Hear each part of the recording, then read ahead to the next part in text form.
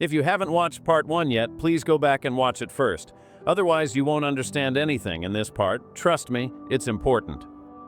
Our story left off with Rosa Alvarez, a grieving widow and overworked cleaning woman, secretly raising her 2-year-old son Nico in a janitor's closet inside the towering Silverline Corporation.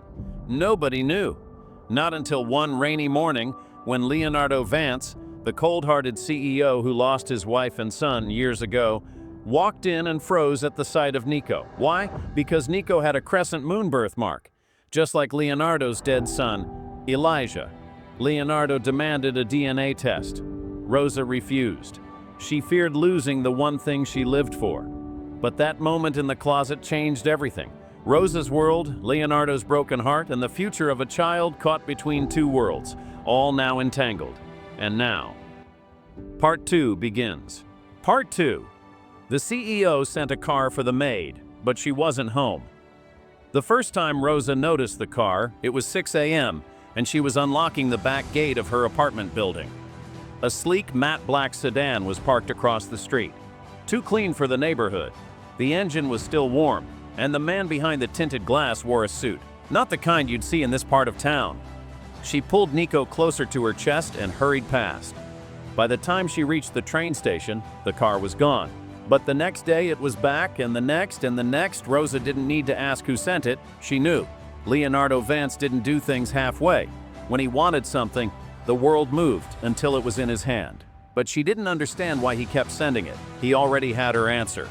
She wasn't going to let him take Nico, no matter what proof he wanted. Still, the presence of that car began to unravel the threads of her quiet, desperate life. The landlord, a bitter woman named Marta, called her upstairs one evening. "Someone's been asking about you," she said, arms folded. "Someone rich." Rosa froze. What did they want? Marta's eyes narrowed. "Offered to pay your rent for the year. Cash. No explanation." Rosa swallowed. "I didn't accept it." "I did," Marta replied coldly. "You're 4 months behind. Don't make me regret it." Rosa turned away, heart pounding. That night, she held Nico close and whispered prayers in Spanish she hadn't said since childhood. What was he trying to do? Buy his way into her life? She knew rich men like him. They didn't knock on doors. They bulldozed walls. And still, a small part of her remembered how he looked in that closet. The tears, the trembling hands, the look of a man who had just seen a ghost he loved more than life itself. Was it all a performance, or was it real?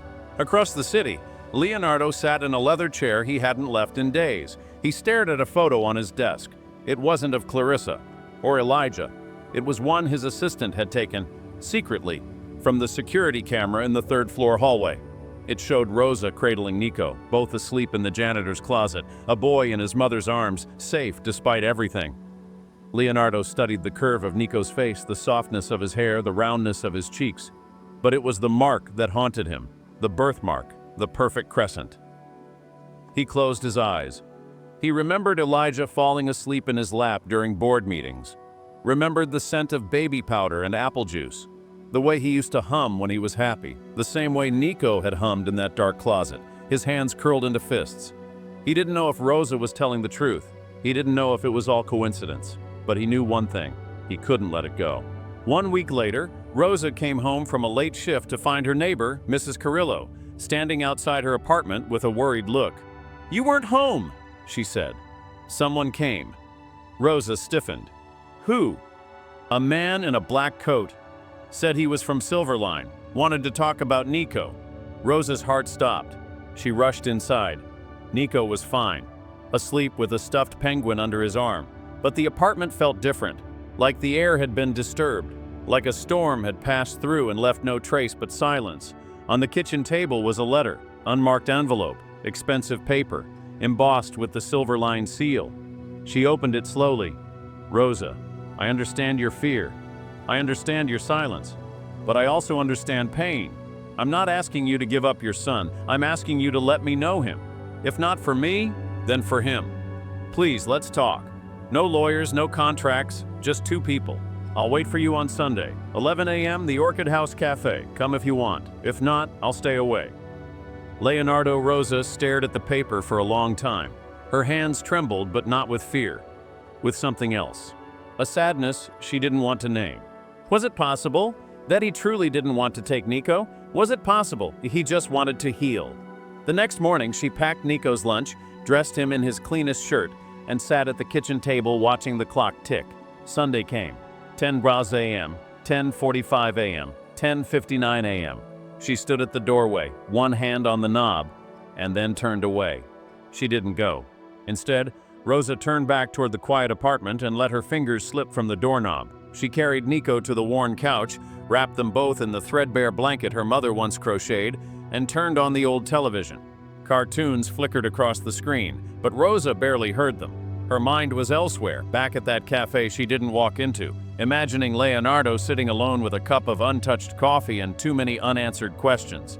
She told herself she made the right decision. She was protecting her son, shielding him from chaos, confusion, and the emotional wreckage of a world he never asked to be born into. And yet, no matter how tightly she hugged Nico to her chest, she couldn't quiet the voice that kept whispering, "What if you just close the door on something good?" That night, while Nico slept peacefully with his small fingers curled around his stuffed penguin, Rosa stood at the kitchen sink and stared into the dark. The city looked different from this high up. Distant. Indifferent. Like it was moving on without her. She wondered if Leonardo was doing the same. The following morning, her alarm rang at 5 a.m. sharp. She dragged herself out of bed, bleary-eyed and unrested, and began the routine: diaper, bottle, uniform, coins for the train. But as she stepped outside with Nico nestled in his sling, her phone vibrated with a message from an unknown number. She hesitated, then opened it.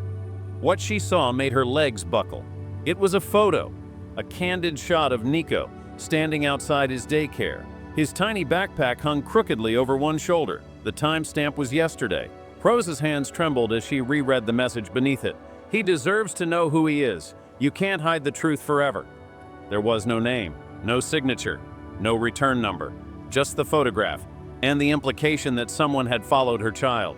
Her stomach twisted. She rushed to the daycare. Nico was safe, smiling, oblivious. But Rosa was not. Someone had been there, watching him, watching them. And the message wasn't just a threat, it was a warning. The past was no longer knocking. It had found the key. That night, long after she put Nico to sleep, Rosa sat at the table with the letter from Leonardo still open in front of her.